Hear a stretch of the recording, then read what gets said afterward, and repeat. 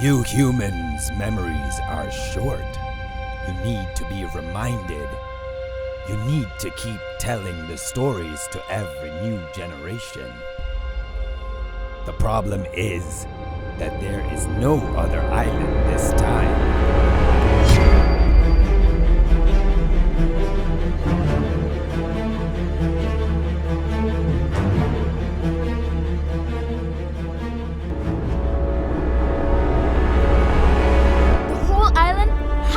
About this story. I have to be the protector of the jaguar. I must stop my people from destroying our beautiful island home all over again. I am the protector and keeper of the forest. Your people call me Duende. My name is Lee McLaughlin. You can see me here on the left of the animating genius that is David Smith. I was born in England 40 years ago in a small village. During my childhood I developed a keen interest in the local forests, rivers and streams, which is where I would spend most of my time. It wasn't a big surprise to anyone when I decided to take this interest further into my studies. Then many years later, in 2010, I was extremely lucky to find an opportunity to work in Belize for Yashe Conservation Trust. I'm not overstating it to say that this event began a major transformation in the way I see the world. Living and working in and around the Maya communities of Toledo began to shed light on a different way of seeing the forest than the Western one that I'd been educated with. Instead of seeing nature as separate and distinct from our human communities, I began to understand it as an integrated part of daily life, a living landscape. I was particularly fascinated with the ways in which stories of the more than human were woven into this way of seeing the forests and rivers, and into what I'd previously considered to be wild or untamed places. Whether at people's homes over a bowl of caldo, deep in the forest on patrols, or escaping the midday sun underneath the Yashe Ranger Base, I'd hear many stories, sometimes of ancient people still living out in the far reaches of the forest, of strange beings like Sisimito or Duende. I couldn't help visualizing these beings, and when you're in the midst of the strange night sounds of the deep bush, they really can give you the chills. In parallel to this wonderful learning was the rather more mundane need to implement international and national donor-funded projects. These intended to protect the forests and wildlife, and I was a part of efforts to conduct ranger patrols along with Yashe, which were intended to carry out surveillance of these protected areas and enforce national rules and regulations. I was also a part of efforts to educate the largely Quechua and Mopan Maya communities that lived around these protected areas of why conservation was important. Now this might sound arrogant, especially coming from an Englishman who knows so little about the forest compared to the local communities, with their millennia of built experience and knowledge, but I'll come back to that.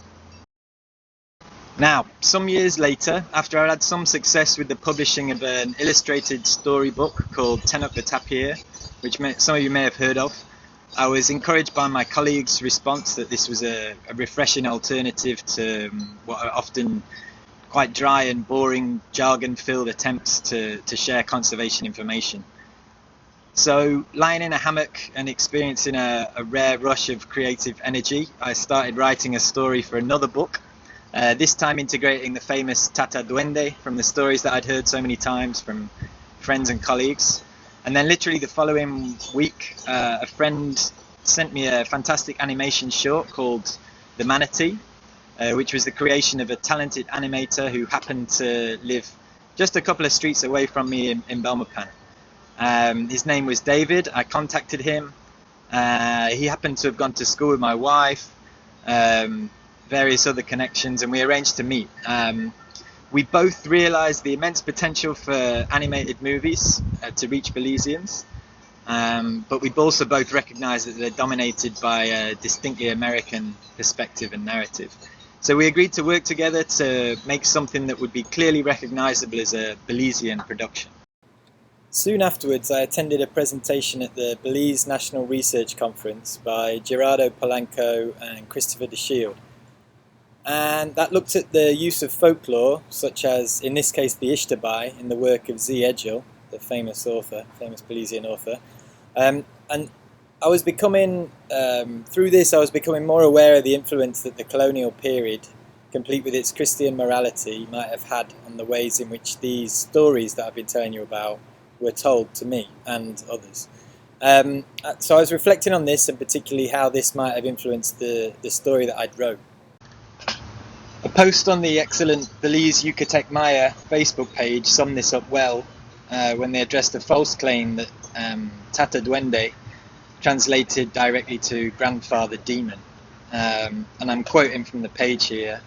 The name Tata Duende comes from Tata, which is old or grandfather, and Duende, which comes from dueño, which is owner or proprietor. So this originally meant the guardian spirit. They were the guardian spirits of the forest, including the animals and the humans that were there. However, due to the influence of Europeans and their religion, they'd been given features like the elves and goblins of old European folklore.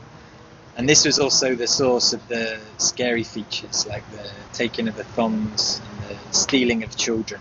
So it was about this point that I realised a much more comprehensive effort was necessary to research Tata Duende.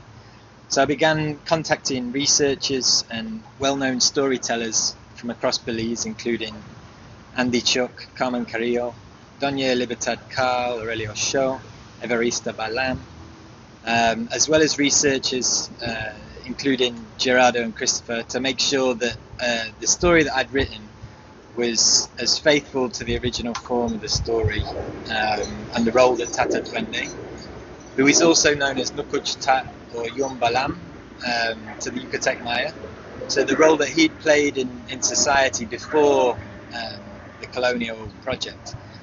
And so I've been very fortunate to get contributions, ideas and edits from all those individuals to the story and eventually the screenplay. So I had increasing confidence in the story, which now portrayed Tata Duende in much closer to his original form, which was as a guardian of the forest. And that role obviously complemented my original intentions for the story, to build positive attitudes towards the forest. And so I now started to think about how we could get the maximum number of Belizeans to see the film. Obviously not everybody uses social media or can travel to see the premiere in the cities, and we needed to look at how we could reach Belize's more remote areas. After a big premiere at the Bliss Theatre in Belize City, which was followed by the screening at the Belize International Film Festival, where we actually shared the prize for Best Belizean Film, we began a national screening tour. And on this tour we reached more than 30 different locations around the country, including theatres, schools, auditoriums, universities, community centres. And each time we screened the movie alongside local performances, cultural performances related to the theme of folklore and storytelling and film. At a conservative estimate, we reached more than 4,000 Belizeans in live audiences from across all 6 districts. And then on top of that, our social media, which was YouTube and Facebook channels, reached a combined audience of up to 12,000. And then on top of that, our movie screened at 3 international film festivals. So all of us involved in making the movie learned an incredible amount through this really long process, which took like more than 2 years in total. And it seemed a shame not to put that experience to use. So we've already developed a script for a feature film version, which is a longer version, and we've secured some small seed funding from Netflix and Ambulante, which is a Mexican film festival, and a Swiss foundation. So this new story follows the adventures of young Tecuani as she finds her voice and attempts to save her people in the Jaguar from ecological disaster at the hands of greedy developers.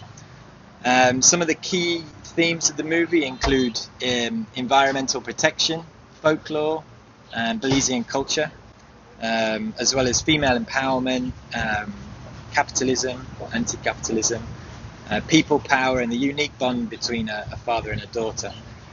We're particularly excited to be able to feature some of Belize's incredible linguistic diversity in this next stage.